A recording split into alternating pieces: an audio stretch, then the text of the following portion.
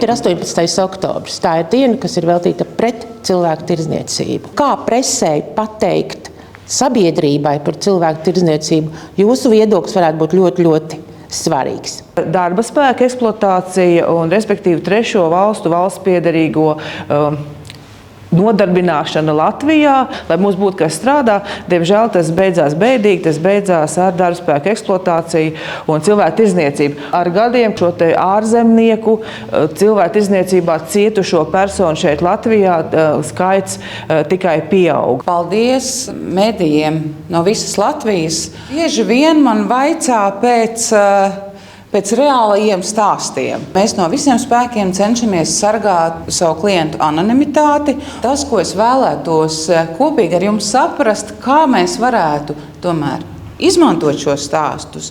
Bet tomēr, lai ir saprotams, ka tie nav tikai skaitļi stabiņos, ka tie ir reāli cilvēki, un kuri patiešām cieš no cilvēku tirdzniecības.